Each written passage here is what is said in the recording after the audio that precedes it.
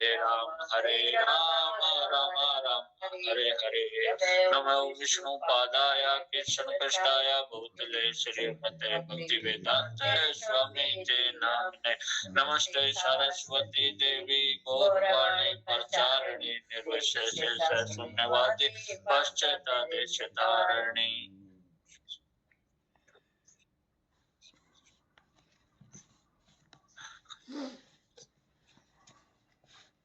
हरे कृष्णा।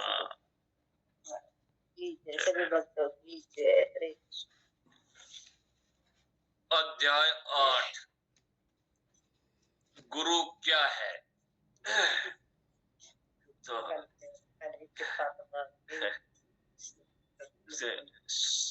समस्त शास्त्रों में गुरु को भगवान का के समान स्वीकार किया गया है, परंतु गुरु कदापि यह नहीं कहते मैं भगवान हूँ। शिष्यों का कर्तव्य है गुरु का ठीक उसी प्रकार सम्मान करना जैसे सम्मान भगवान का होता है, परंतु गुरु कभी नहीं सोचते मेरे शिष्यगण मुझे वही सम्मान दे रहे हैं जैसा भगवान को अर्पण किया जाता है, अतएव मैं भगवान बन गया हूँ। जैसे ही वह ऐसे सोचता है वह भगवान के शतान पर कुत्ता बन जाता है। समझाऊं इसे ना, पूरा पढ़ो।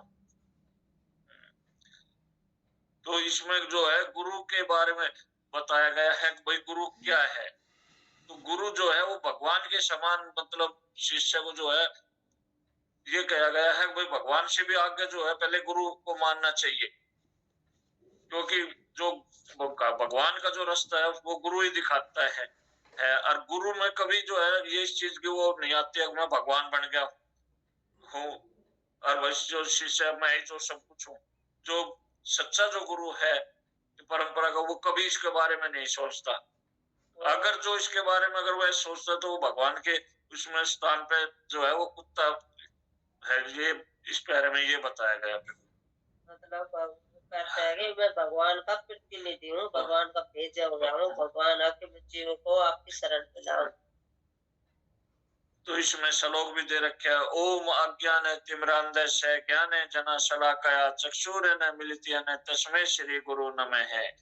तो मैं महान अंधकार रूपी अज्ञानता में उत्पन्न हुआ था, पर मैंने आध्यात्मिक गुरु ने ज्ञान की अंजन रूपी शलाका से मेरे नेत्र खोल दिए हैं। मैं उनकी को सादर प्रणाम वंदना करता हूँ। तो इसमें ये बता रहे हैं, कह रहे हैं अब जो मैं तो अंधकार रूपी मतलब ऐसे उसमें पड़ा था जो अंधे उसमें जो कुआ में भाई कोई ज्ञान ही ना था। जो गुरु महाराज ने जो है मेरी जो आंखें खोली, जो उसमें बताया चक्षु अंधा जो अज्ञानता का जो वो था, किसी किस्म का कोई ज्ञान ही नहीं था। तो जो गुरु ने जो है जैसे आंखों में जो अंजन जो लगाया जाए है, जो आंख भाई दवाई जैसे दवाई डाली जाए ठीक हो जाए, तो इसी रूप में जो है गुरु महाराज ने जो है हमारे को मतलब वो कराया है भाई हमारी जो अंधकार जो था जो अज्ञानता थी वो दूर करी है करे दूर कराया। ये बताया कि हम के शरीर नहीं आत्मा है, हमारा कर्तव्य क्या है, हमें भगवान के नित्य दास है, हमारा कर्तव्य भगवान की सेवा करना। अज्ञान शब्द का अर्थ है मूर्खता अथवा अंधकार। यदि हम कमरे में विद्युत प्रकाश तत्काल लुप्त हो जाए तो हम यह नहीं कह सकेंगे कि हम अथवा अन्य दूसरे लोग यहाँ बैठे हुए हैं। प्रत्येक वस्तु भ्रमित हो जाएगी। उसी प्रकार हम सब इस संसार के भीतर अंधकार में हैं, जो तमस जगत है। तमस या तिमिर का अर्थ है अंधकार होता है। यह भौतिक संसार अंधकार पूर्ण है, अतएव यहाँ प्रकाश के लिए सूर्य अथवा चंद्रमा की आवश्यकता पड़ती है। वैसे एक और जगत है जिसे आध्यात्मिक जगत कहते हैं, जो इस अंधकार के परे है। श्री कृष्ण भगवत गीता के 15.6 में उस जगत का वर्णन इस प्रकार करते हैं। न तदो भाष्यते है सूर्य न संस को हो न पाव कहा, यद गत्वा न निवर्तन्ते ते तद्धाम परम मम है। तो इसमें जो बता रहा कि अज्ञान शब्द का अर्थ है मूर्ख यानी कि अथवा अंधकार। तो जो अज्ञान का यही बता है, यदि हम कमरे में, जैसे कमरे में बैठे हो और बिजली ना हो तो आज में कितने आदमी बैठे हो, एक दूसरे को देख ही नहीं सके, पहचान ही नहीं सकते। तो जब तक रोशनी नहीं होगी, तो इसमें जैसे सूर्य चंद्रमा का जैसे उदाहरण दे रखे हुए, तो अगर इनकी आवश्यकता पड़ती है तो इसमें आध्यात्मिक जगत भी है जो भगवान का वो धाम है। वहां ना तो सूर्य ना चंद्रमा, उसकी जरूरत ही नहीं है। वहां उसकी भगवान की ही जो ऐसी वो रोशनी है जो उसी से सारा जगमग होता रहे। तो इसमें यही बताया गया अंधकार बताया है कि भगवान ये कह रहा है कि उसमें कि अगर जो सूर्य है वो तो निकला हुआ है, पर जो हम कमरा के अंदर हैं तो हमें सूर्य दिखाई नहीं दे रहा। तो इसका ये मतलब नहीं है कि सूर्य निकला ही नहीं है, सूर्य का अस्तित्व तो है ना, सूर्य निकला हुआ है पर वो हमें दिखाई नहीं दे रहा है। बादलों में डूब हो रहा है या हम कमरे के अंदर हैं तो हमें सूर्य दिखाई नहीं देता। तो उसके कारण ये नहीं है कि सूर्य निकला ही नहीं है, सूर्य का अस्तित्व तो है ना, सूर्य निकल रहा है पर हमको दिखाई नहीं देता क्योंकि हम अज्ञान के कारण भौतिक संसार में दिखता है। तो इसके कारण हमें भगवान की हमें क्या करना है क्या नहीं करना भी हमें पता नहीं है। तो हम गुरु के ही शरण में जाएंगे तब गुरु हमें आदेश देंगे, गुरु हमें इस अंधकार से निकालेंगे, तभी हम कुछ कर सकते हैं। जैसे कि ये हरिदास ठाकुर का भी आता है। अब जैसे कि उसने कितनी कितनी मतलब निपिटवा थी, वेश्या थी जो उसके पास आई वह उस एक राजा था वहां का, जो वो इतना चिढ़ता था उसे हरिदास ठाकुर से, जो कि उसका ये जो ब्राह्मण थे ये उनका कार्य बंद हो गया था। हरिदास ठाकुर को वो इतना मानने लग गए थे, अगर उसके पास ही आते थे और ये उनसे कुछ नहीं कार्य नहीं करवाते थे तो उनका धंधा ठप होने लगा। तो वहां के राजा ने कहा कि इसका जो हरिदास ठाकुर है इसका चरित्र भंग किया जाए। कैसे किया जाए? तब उनको एक उपाय सोचा कि इसको ना वैसा भेज देते हैं इसके पास, हमको इसका चरित्र करेंगे तो दुनिया को दिखाएंगे तो कि ये भक्ति कर रहा है, इसका चरित्र देखो ये कैसा है। और तो इसे इसका पास मतलब नहीं आएंगे कोई भी लोग, मतलब इस तरह का उन्होंने ये षड्यंत्र रचा था। तो 3 दिन तक वैसा उसके पास आई। पहले दिन आई तो वो बोली कि मैं आप बहुत सुंदर है, बहुत अच्छे हो, ये कि मैं आपका संग करना चाहती हूँ, ये ऐसा ऐसा कहकर आई वहां पे। तो हरिदास ठाकुर ने कहा कि देखो मैं आपकी इच्छा जरूर पूरी करूंगा, पर मेरा नियम है कि मैं अपनी जब तक ये माला पूरी नहीं कर लेता इसलिए मैं कोई कार्य नहीं करता। तो उस पूरी रात चली गई, निकल गई और वो वैसे ही बैठी रही वहां तुलसी के पौधे के पास, और वो बारना का माँ ही वहां दरवाजा के पास वो बैठ गई वैसा, और हरिदास ठाकुर अपना जप करता रहा। तो 3 दिन तक वो जप को सुनती रही आके। तो तीसरे दिन जब वो आई तो उसका हृदय परिवर्तन हो गया, हरे कृष्ण वो भी करने लग गई तुलसी के पास बैठी बैठी। तो फिर वो कहने लगी अब मैं तो देखो आपका ये भंग करने के लिए आई थी, तो मेरी कोई नहीं थी, मैं किसी की भेजी हुई आई थी।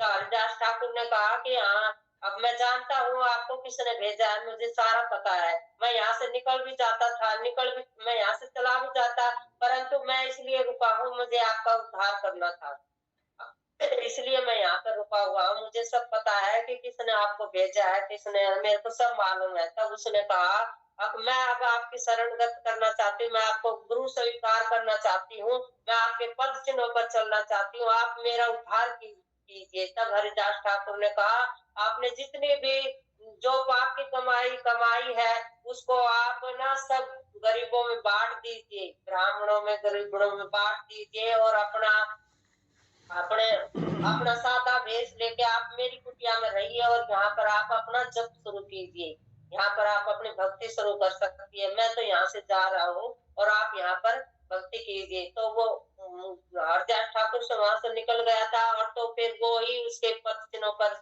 चली वो वैसा, और उसका उद्धार किया। बोलो मेरे को देखो अब मैं कितनी पापिन थी, मैं कितना बुरा काम कार्य करती थी, आपने मुझे शुद्ध कर दिया और मैं इस भक्ति में लगा दिया, और तो आप कितने शुद्ध हो। तो ऐसे ही है, तो हम भक्तों के संग में जाते हैं जो अच्छे शुद्ध भक्त है, विष्णु भगत है, तो हमारा हृदय भी परिवर्तन हो जाता है, हम भी भक्ति करने लग जाता है। कोई भी कितना भी पापी क्यों ना हो, जो शुद्ध भक्तों के संग में आता है तो उसका प्रभाव जरूर पड़ता है, उसका असर, और वो उसका हृदय परिवर्तन हो जाता है और वो भक्ति में जुड़ जाता है। जैसे कि बेसा का हुआ, वो कितनी होती है, फिर भी उसका हृदय शुद्ध हुआ, वो भी 192 माला का जप करने लगी, उसके अपने गुरु के बताए हुए पद पर उसने चलना स्वीकार किया, और वे वहां पर उसने सिर भी मुंडवा लिया था, और वहां पर उसने भक्ति के लिए उस हरिदास ठाकुर की कुटिया में बैठकर ही उसने भक्ति की। फिर आगे हरे कृष्णा। फिर बुद्धि और कुछ ऐड करना चाहते हैं तो आप कर सकते हैं। सीमा माता जी आप कीजिए कुछ, आपने एड्रेस कर रखे है। हरे कृष्णा माता जी, मैं तो कुछ पूछना चाह रही थी। एक तो जो ये है कि वह भगवान के स्थान पर कुत्ता बन जाता है, तो ये लाइन मेरे समझ में आई। और एक इससे नीचे जो है, जो ये श्लोक दिया है ओम अज्ञानम वाला, इसके जो शब्दार्थ है, अंजन रूपी सलाका, सलाका से मेरे नेत्र खोल दिए, तो सलाका मतलब ज्ञान या कुछ, वो एक ये वाला क्लियर। माता जी ये तो जो जो ये संसार में जो पहला आपने पूछा है उसका उत्तर तो ये है कि जो कुत्ता बन जाता है, तो जो कि ये जो दृष्ट लोग हैं, जो ये बड़े बैठे हैं, जो गणेश तो जेल में के है, जो ये अपने आप को गुरु मानते हैं, अपने आप को भगवान बनाते हैं, कि मेरी पूजा करो, चढ़ाओ चढ़ाओ, ये चढ़ाओ, आपका ये कार्य पूरा हो जाएगा। तो जैसे जनता को ठग रहे हैं वे गुरु के उससे बढ़कर, तो वे ही मतलब ऐसे ऐसे लोगों को भगवान, ऐसे लोगों का कह रहे हैं श्री प्रभुपाद, ऐसा लोग जो वो भगवान के धाम में जाते हैं तो वो कुत्ता बनता है, उसको उसको अगली जो नहीं कुत्ता की मिलती है, जो ऐसा कार्य करता है, जो जनता को ठगता है, ये कार्य करता है धोखाबाजी का।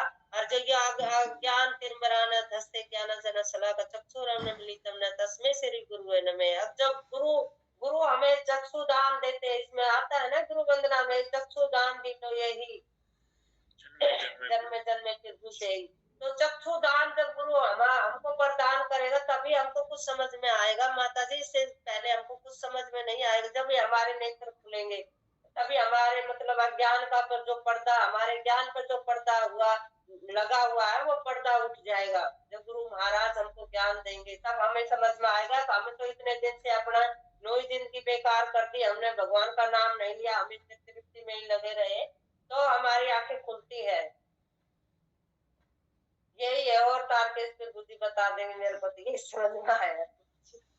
हरे कृष्णा। फिर बुद्धि हरे कृष्णा माता जी। माता जी अंजन जो था ना अभी तो नहीं आता है, लेकिन पहले एक अंजन है ना, एक पाउडर टाइप में आता था, और उसमें एक सुलाही होती थी, और सुलाही में उसको लगा करके ना आंखों में डाल दिया जाता था, जैसे आजकल हम ड्रॉप डालते हैं, वो एक देसी नुस्खा था। तो अंजन रूपी यही है कि सुरमा बोलते थे, हाँ सुरमा, सही है, सुरमा बोलते थे उसको। एक सलाख सी रही करती, हाँ हाँ, पतली पतली सी सिलाई काइंड ऑफ। तो जैसे वो उसको डालने से हमारी आंखों में कुछ दिक्कत है, आंखें नहीं खुल पा रही, उस अंजन रूपी उसको डालने से ना आंखों में आराम मिलता था, पानी निकलता था और आंखें ठीक हो जाती थी, तो हम देख पाते थे। तो ये ठीक वैसे ही है। और यहाँ पर जो बताया ना कि आप जो बोल रहे हैं कुत्ता बन जाता है, तो माता जी जहाँ तक मेरे को ये लग रहा है ना, धाम में कुत्ता भी अगर हम बन जाए ना तो हमारा सौभाग्य होगा वो, या हम धाम में एक पौधा भी बन जाए तो भी वो हमारा सौभाग्य होगा। क्योंकि हम अगर वो कुत्ता बन रहा है तो वो उसको तो बहुत उच्च स्थान मिल गया धाम के अंदर तो, लेकिन अगर ये जहाँ तक मेरे को समझ में आ रहा है ये कुछ इस तरीके से है, जैसे गुरु है और उनके प्रिय शिष्य कोई बन जाते हैं, तो अगर प्रिय शिष्य बन जाते हैं तो उस परंपरा को चलाने के लिए उस शिष्य को ही रिस्पॉन्सिबिलिटी दी जाती है कि आगे आप गुरु बनोगे। लेकिन उसमें अगर एक घमंड आ जाए कि गुरु तो भगवान होता है तो मैं भी भगवान हो गया, तो उसका अगला जन्म है ना वो कुत्ते की योनि में होगा, वो इस धरा पे ही होगा। जिस धरा पे उसको एक घमंड आया उसी धरा पर वो वापस आएगा, भौतिक संसार में ही गिर जाएगा। ये भौतिक संसार में ही होगा। तो ऐसा सोचना, भगवान के स्थान पर कुत्ता बन जाता है, वो लोग बाग देखेंगे तो सही उसको ऐसे कि भाई गुरु है भगवान के रूप में, पर वास्तविकता में वो एक अलग ही रूप होगा उसका। जो आजकल माता जी ने जैसे बताया कि ऐसे गुरु होते हैं जो देखने में तो बहुत कुछ है, उनकी मूवीज भी आती हैं, सारा सब कुछ होता है, सारे वो काम भी करते हैं, तो वो क्या कर रहे हैं, वो बहुत गंदा ही काम कर रहे हैं। तो उनकी योनि के बारे में उसके कुत्ते के समान बताया गया उनको। हरे कृष्ण। प्रभु जी गलत तो नहीं है कुछ? करो प्रभु जी। हरे कृष्ण प्रभु जी, ठीक है प्रभु जी, सब सही है। तो आगे करूं प्रभु जी। मेरा वह धाम न सूर्य न चंद्रमा और न ही अग्नि विद्युत के द्वारा प्रकाशित है होता है। जो मेरे उस धाम में पहुंच जाता है वह पुनः इस भौतिक जगत में नहीं लौटता। गुरु का कार्य है शिष्य को अंधकार से प्रकाश में लाना। वर्तमान समय में अज्ञानता के कारण प्रत्येक व्यक्ति कष्ट पा रहा है। जैसे किसी को अज्ञानतावश कोई रोग हो जाता है, यदि व्यक्ति स्वस्थ रहने के नियम नहीं जानता है तो उसे को यह ज्ञात नहीं हो सकेगा कि किस वस्तु का उस पर बुरा प्रभाव पड़ेगा। अतः अज्ञानता के कारण संक्रमित रोग होता है और हम कष्ट पाते हैं। एक अपराधी भले ही यह कहे मुझे कानून का ज्ञान नहीं था, पर यदि वह अपराध करता है तो उसको क्षमा नहीं किया जाएगा। अज्ञानता के कारण क्षमा नहीं मिला करती। उसी प्रकार शिशु को यह पता नहीं होता कि आग का स्पर्श करने से वह जल जाएगा। आग यह नहीं सोचती यह शिशु है और यह नहीं जानता कि मैं जलाऊंगी। नहीं, इस प्रकार का कोई समाधान नहीं है। जिस प्रकार किसी देश के कानून है उसी प्रकार प्रकृति के भी कट्टर नियम है और हमारी अज्ञानता के बावजूद भी ये नियम कार्य करेंगे। यदि हम अज्ञानता के कारण त्रुटि करते हैं तो हमें अवश्य ही कष्ट उठाना पड़ेगा। यह नियम है, चाहे वह किसी देश का कानून हो या प्रकृति कानून। यदि हम उसका उल्लंघन करेंगे तो कष्ट उठाना पड़ेगा। तो इसमें बता रखा है प्रभु जी जो पहले तो इसमें कह रखे हैं, जो भगवान बता रहे हैं जो मेरे जो धाम है उसमें जो है ना तो सूर्य की ना चंद्रमा की किसी चीज की भी जरूरत ना है। तो वहां पहुंच जाता है तो सब कुछ मतलब वहां वैसे ही सब कुछ उजाड़ा मतलब वो रहता है। जगत इस भौतिक जगत में नहीं लौटता, मतलब वहां जग जाने के बाद जो लौट गया एक बार तो वो भौतिक जगत में दोबारा वापिस नहीं आओगा। वहां जो है वही आदमी जो है भगवान के धाम में जो अच्छे कर्म करेगा, जिसने भगवान की भक्ति करी है। और गुरु शिष्य को अंधकार से प्रकाश, मतलब जो गुरु है जो उसके बारे में बता रखे, जो गुरु जो है अंधकार से शिष्य को जो प्रकाश की तरफ ले जाए वही मतलब भगवान के धाम ले जाएगा। बिना गुरु के तो हम जा ही नहीं सकेंगे। अज्ञानता के कारण प्रत्येक व्यक्ति कष्ट पा रहा है। मतलब जब आदमी ने जो ज्ञान है, जब तक उसको नॉलेज ही नहीं है किसी चीज के बारे में, जब तक वो कष्ट पाओगा मतलब उसमें कोई रास्ता नजर ही नहीं आओगा। इतने भौतिक जगत में वो धक्के खाते रहेगा, एक किस्म से परेशान होता रहेगा। तो इसमें जैसे वो उदाहरण दे रखा है, कोई जैसे कानून का दे रखा है, कोई जिसमें कोई आदमी नो कहते हैं भाई जैसे आजकल जैसे ट्रैफिक का लगा लो आप, अब भाई जैसे रेड लाइट हो रही है, बनू क्या देख मैंने ब्रेक ना था, जैसे कोई अनजान आदमी से बाहर का और वो जो उल्लंघन करेगा तो उसका मतलब ये नहीं सोचते हुए भाई इसने पता नहीं था इसको छोड़ दिया जाए, तो उसका तो भुगतना पड़ेगा, उसका जैसे चालान वगैरह होएगा। जैसे इसमें एक शिशु का उदाहरण दे रखा है, छोटा बच्चा है जैसे अग्नि की तरफ जाएगा तो वो अग्नि मतलब उसने ये नहीं है भाई मेरे को मालूम नहीं था कि हाथ जला देगी। अग्नि का जो कार्य है वो तो अपना करेगी, वो ये नहीं देखते कि ये बड़ा है, बच्चा है, बालक है, भाई इसको बकस दे, बच्चा है, इसको नहीं पता। अग्नि का कार्य तो ये है भाई उसको वो अपना जो कार्य है वो तो करेगी होती रहती है। ऐसे प्रकृति के जो नियम है वे कट रहे। जो कोई आदमी यही कह दो अगर भाई जो जैसा कहते हैं ना हमारे उसमें भाई जो जैसा जो करेगा वो भरेगा, तो हम ये बेशक वो कह दे आदमी जैसे किसी गल बुरा करके अगर भाई कोई, लेकिन उसकी सजा जरूर देता है परमात्मा, आज नहीं तो कल उसकी मिलेगी, क्योंकि उस परमात्मा के घर ये नियम बताते हैं। देर तो इस पैरे में तो फिर मुझे यही बताया गया है। बाकी आप कोई ऐड करना चाहो, कुछ बताना चाहो तो बता दो। जो मेरी समझ में आया है तो ये तो इतना ही।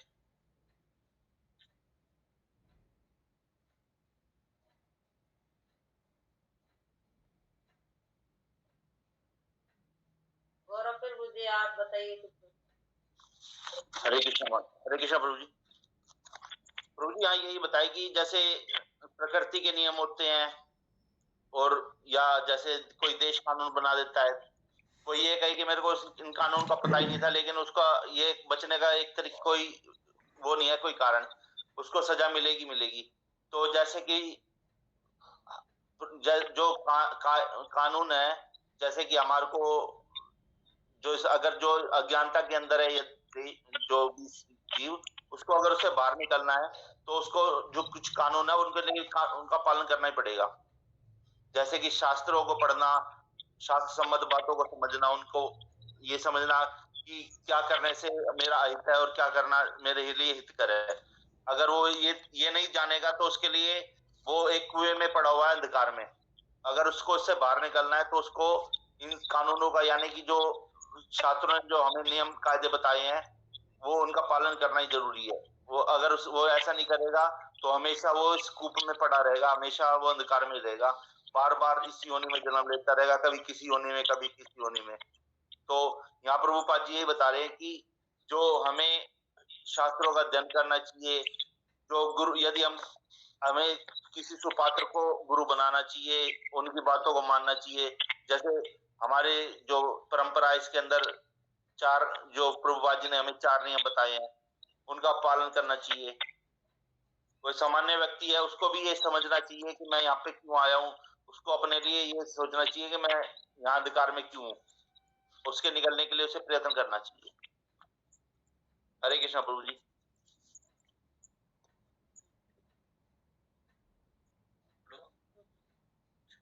गुरु का कार्य है कि इस भौतिक संसार किसी भी मनुष्य को कष्ट उठाना पड़े। कोई यह दावा नहीं कर सकता कि वह कष्ट नहीं पा रहा है, ऐसा संभव नहीं है।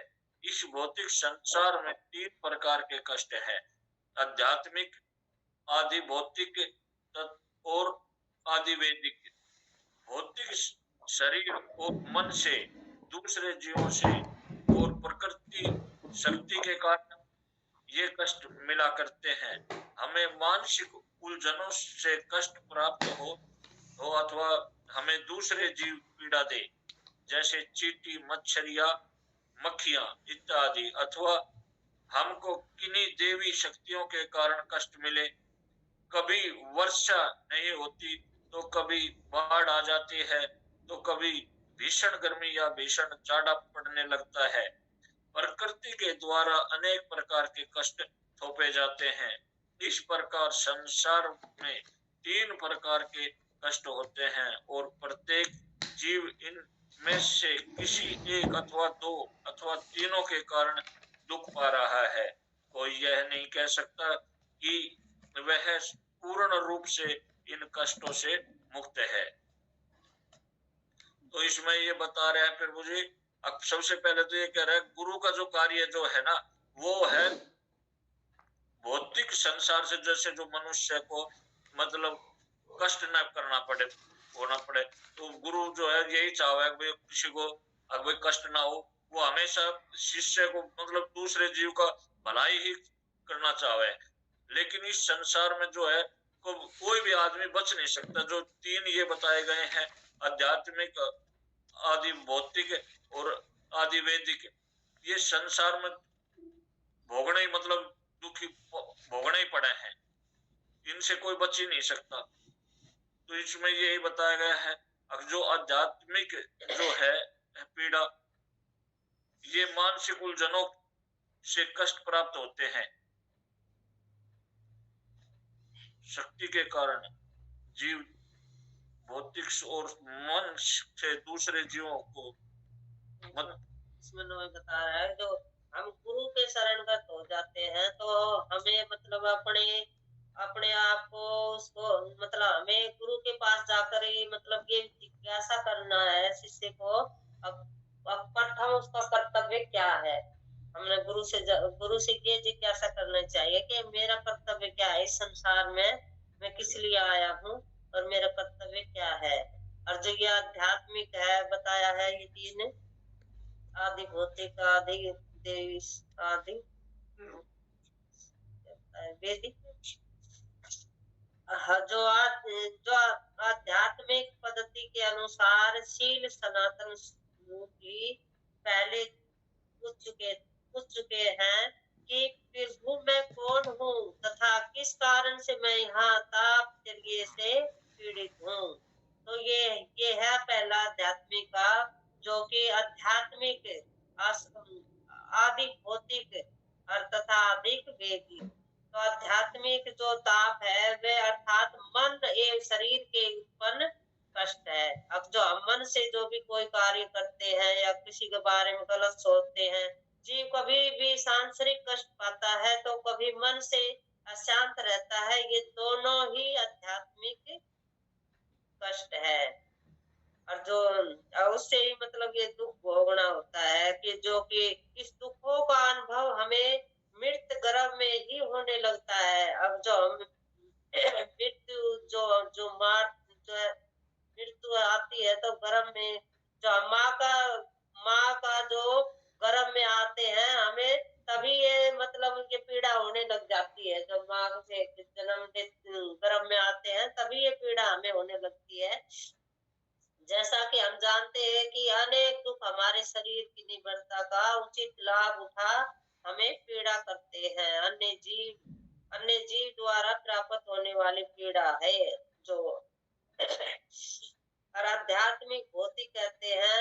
यदि आवश्यक नहीं कि पीड़ा पहुंचने वाले जीव बड़े ही हो या ऐसे बता रहा है, जो भौतिक संसार में है जो हमें कष्ट दे रहा है या पहुंचा रहा है, तो वो वैसा नहीं कि कोई बड़ा ही जीव है। हमें मच्छर भी हमें काटता है तो वो भी हमें कष्ट दे रहा है शरीर में, जरी में अगर हम सोते समय अपार कष्ट देते हुए।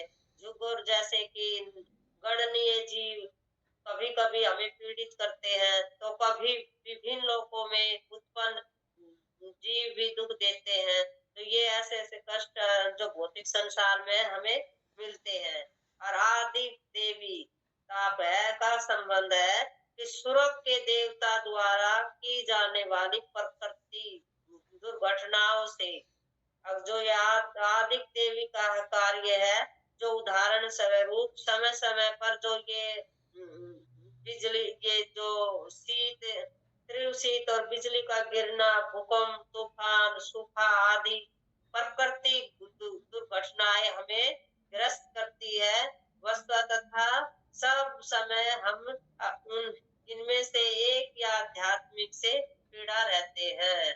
हम इनसे पीड़ा रहते हैं जो देवी देवता भी हमें कष्ट पहुंचाते हैं, जैसे कि ये बिजली, भूकंप आना, तूफान आना, सूखा पड़ना, तो इनसे भी हमें कष्ट होता है। यही तीन आध्यात्मिक, भौतिक और देवी के ये कार्य है।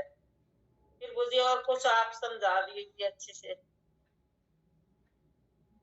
और कैसे बुद्धि आप कैसे शांत बैठते हो, आप समझाइए। नहीं माता जी, आपने सब कुछ बता दिया, मुझे बताने लायक ही नहीं है कुछ। बढ़िया, तो आगे पढ़ा फिर बुझे। तब हम जिज्ञासा कर सकते हैं कि जीव कष्ट क्यों उठा रहे हैं। उत्तर है अज्ञानता के कारण। वह यह नहीं सोचता कि त्रुटियां कर रहा हूं और मैं पाप में जीवन व्यतीत कर रहा हूं, इसलिए मुझे कष्ट हो रहा है। अतः गुरु का प्रथम कार्य है शिष्य को इस अज्ञानता से छुटकारा दिलाना। हम अपने बालकों को कष्टों से बचाने के लिए पाठशाला में भेजते हैं। यदि बच्चों को शिक्षा नहीं दी गई तो हमें भय रहता है कि भविष्य में हमारे बच्चों को कष्ट उठाना पड़ेगा। गुरु जानते हैं कि कष्टों का कारण अज्ञानता है, जिसकी तुलना अंधकार से की जाती है। अंधेरे में हमारी रक्षा किस प्रकार की जा सकती है? प्रकाश द्वारा। गुरु ज्ञान की शलाका है का मशाल लेकर अंधकार में फंसे जीवों को मार्ग दिखाते हैं। ये अज्ञान अंधकार रूपी अज्ञानता के कष्टों से उनको मुक्ति प्राप्त कराता है। कोई पूछे क्या गुरु बनना परम आवश्यक है? वेदों से हमें सूचना प्राप्त होती है कि ऐसा करना आवश्यक है। तदा इसमें श्लोक भी दे रखा है, तदा ज्ञानार्थ से है गुरु मेवा विविच्यते।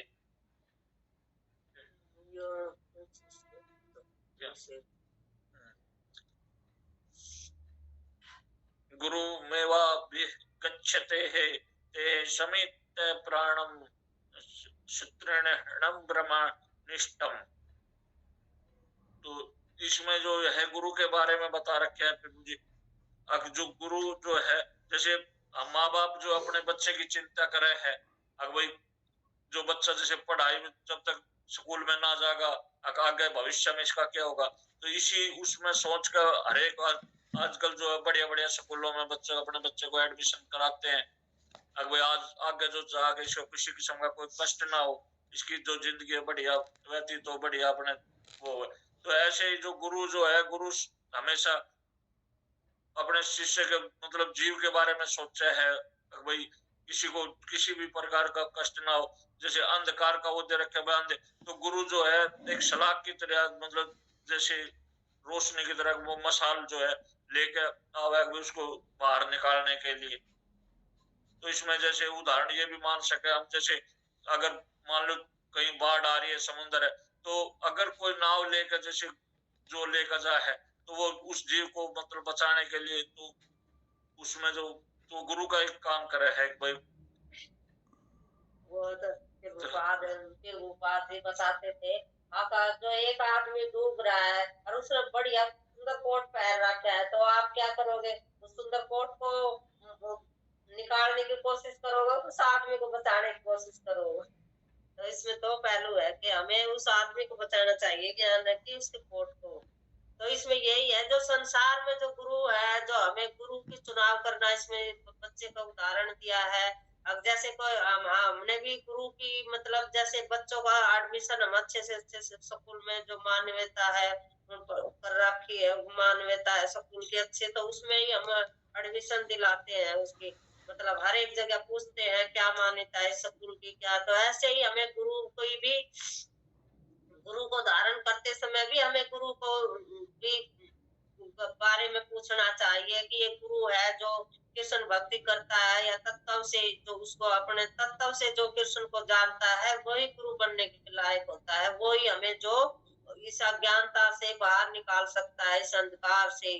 जो गुरु है वो हमें इस संसार से निकालने के लिए ही आते हैं, जो कि हमें अपने गुरु को अपने गुरु के शरणगत हम हो जाते हैं। तो गुरु का कर्तव्य होता है उस शिष्य को उस अज्ञानता से बाहर निकालना, और गुरु ही हमें भगवान श्री कृष्ण से मिलाते हैं। हम डायरेक्ट भगवान की पूजा करके गुरु से हम नहीं मिल सकते, गुरु के माध्यम से ही हमें कृष्ण मिलते हैं, कृष्ण के माध्यम से ही हमें गुरु मिलते हैं।